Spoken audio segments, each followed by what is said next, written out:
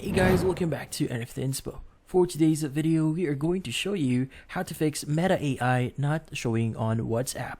So if you're interested, let's start our tutorial. In this case, how do you fix this issue on Meta AI on WhatsApp?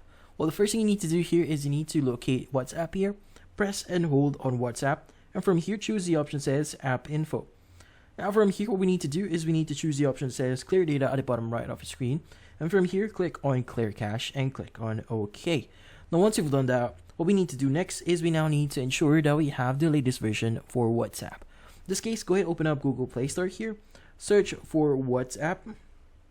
And from here, what we need to do is we need to make sure that we have the latest version. Now if you see the button that says Update, go ahead and click on it and wait for the update to complete. Now once the update is complete, go ahead and open up WhatsApp and see if that solves the issue. But in some cases, if that doesn't solve the issue, well, in this case, maybe the option for the Meta AI for WhatsApp is not yet available in your region.